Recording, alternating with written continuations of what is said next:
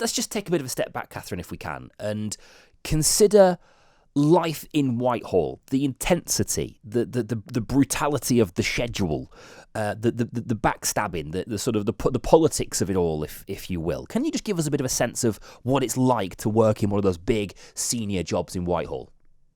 Well, I think it is very hard. I was there during the financial crisis, and the Prime Minister, the Chancellor, they're working or on duty just about 24 hours a day. It is a very, very hard life. However, the special advisor has got to be part of a team. I was worked closely with civil servants and the Chancellor. We didn't brief against our colleagues because there was too much at stake for us to. We were talking about whether the economy in the country was going to survive. So the intensity which you're under and the pressure that you're under, not particularly the special advisors, although they're under it too, but the Prime Minister and the Chancellor. But I actually don't agree with you that there's always lots of backstabbing. And to this day, even in this government, there will be special advisors who are just doing their work, supporting the Secretaries of State, who won't be backstabbing and who have been victims in a brutal ideological, if there's any ideology in number 10 at the moment, in a briefing, horrible battle. And they must go into work wondering every day if they're going to survive or not, because there's factions in the government that shouldn't be there. And I suppose no, it's a fair point. I suppose the ones that you hear about are the backstabbers, the leakers, the ones that cause the fuss and the ruptures. What kind of mental and physical toll does it take on you, Catherine? Well, on the special advisors, it doesn't take nearly as much as on the principals. But I mean, you're working. I mean, one of the things that I found really, really difficult is that you, because you know a lot, you're in the room, so you know how bad things are, or sometimes and very rarely how good things are, and you're terrified about sort of letting anyone else know that until the time is right. So you're very inclined just to socialise or to be with the people that have also been in the room, because there are very, very fraught times. And during the financial crisis, I mean, I was personally myself frightened, because I just knew that sort of careless talk would, I don't know about costing lives, but it would certainly cause headlines and was not a good idea at all. At the moment, there will be very, very fraught discussions going on about COVID. People, I mean, there's really, really scary stats there. There'll be very, very scary stats, which they haven't shared with us yet, about Brexit, because they know it's coming down the road. They've tried to put it under the carpet, but that will come out too. So there will be a lot going on in number 10 at the moment that they do not want the public to know, and they will be until the time is right, if it will ever be right. But there will be huge tension, there will be huge pressure. Boris Johnson will be really, really dependent on a close core of people.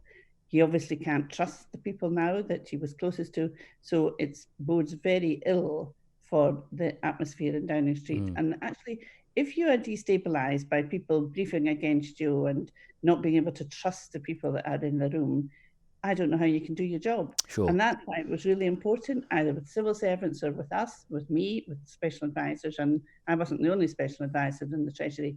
If the Chancellor can't, or the Prime Minister can't trust you, you should not be there. Sure.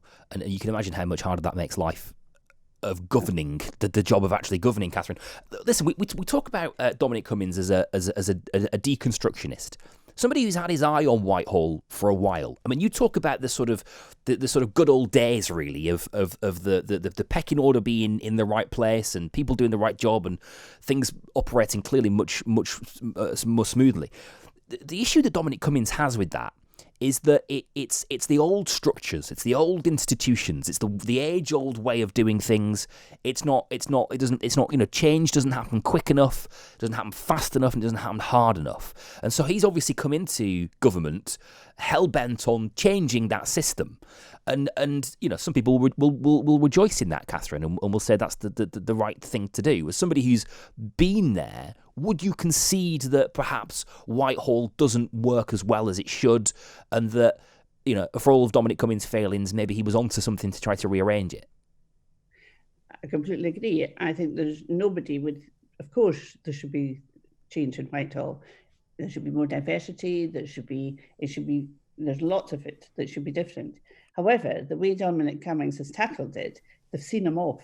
He's failed miserably. And perhaps there will be very few people, senior people in Whitehall, that don't think, like Dominic Cummings thinks, that there should be change. And they'll be very willing to change with him if his approach was right. But he has taken them on in a kind of very amateurish, bullying way. And they've said, some of them have walked out the door, but there's a lot of very good civil servants who have stayed. And he's lost a great opportunity to make the changes that, with a bit of cooperation, a lot of them would have probably gone along with. Okay, so it's the cooperation bit, isn't it? And what we're seeing play out now clearly is the fight that Dominic Cummings has picked with the Tory party, and we know the Tory party. I mean, the Tories are one of the most formidable forces in Western politics. When they spot a problem, they're not afraid to kill it off. If they spot a mole, they'll chop it off quite quickly.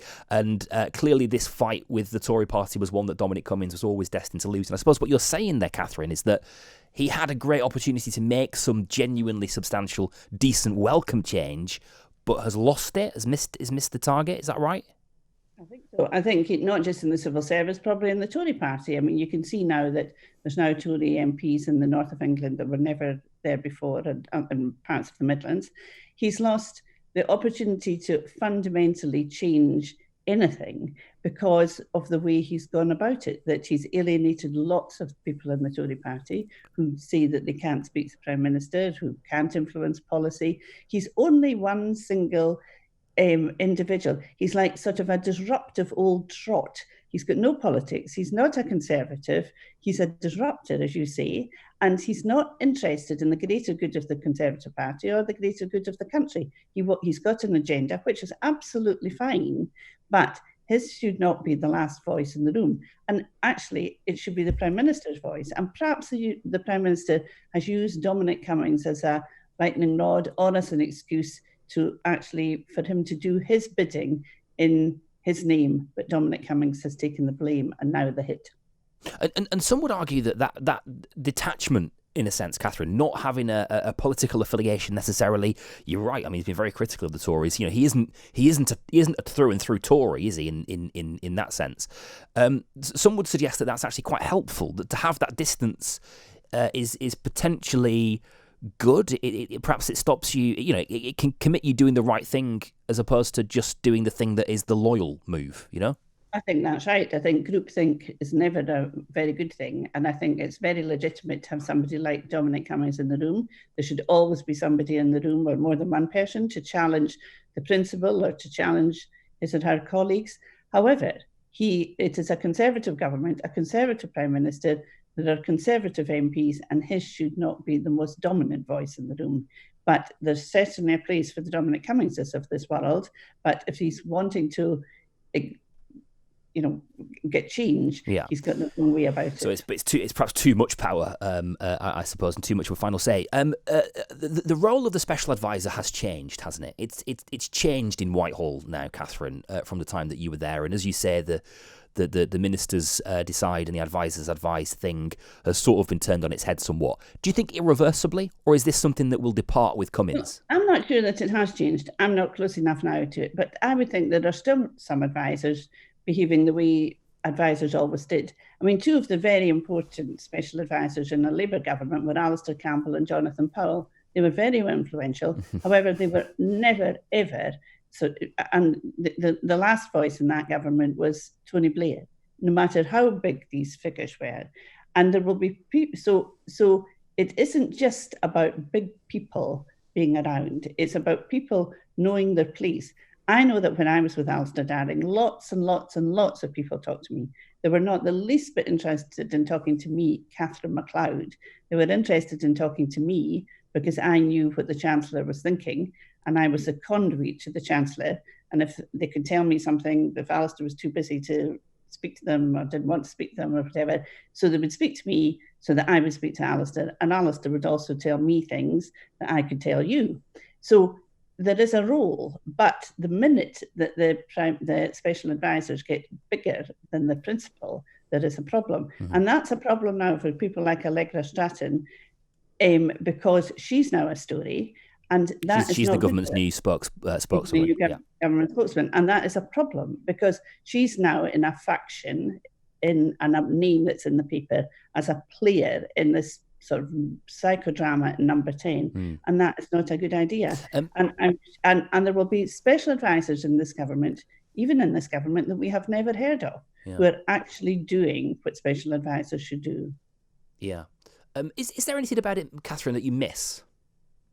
Yeah, it's the most exciting. I mean, I was a journalist for a long time, and I thought I was pretty well connected. When I got into the Treasury, I realised that I wasn't particularly well connected at all. That it's the most exciting, terrifying, interesting job that you can have, to be at the centre of government. So it's also exhausting. But I mean, I look at what's happening just now and think, I mean, it is really, really exhilarating to be in there. And it would be good it's a shame that lots of journalists can't go in and then come out again. I think that once you've crossed the line, it's very difficult to come out again. But it's a very, very exciting place to be. And there's a lot going on. And if you're good at your job and your principal's good at your job, you actually can change the world. You can change society. I mean, it's not very often you get that opportunity. Would you go back if Keir Starmer rides to victory in 2024 and there is a Labour government formed? Could you see yourself back in there? Well, I don't know about that. That might be too ambitious. But I certainly loved it when I was there. And I felt incredibly privileged to be there because it was a terrible time in 2008. Alistair Darling used to say there was never a day that he could tell any good news. But nevertheless, it was a really tight team. We thought we were doing a good job. And you felt proud of your work. You felt pleased that you were trying to do the right thing. And we weren't looking over our shoulder all the time in the Treasury to see who was briefing against us. Sure. I was going to say it feels like a very different climate now to how it was when you were in Whitehall, but actually perhaps not so much really, given the intensity of the financial crisis. I mean, this is an intense crisis that we're facing right now, but you've seen the inner workings of that yourself, haven't you, Catherine? Really nice to talk to you this morning. Thank you so much for your time. Really, really appreciate it. Some fascinating insight there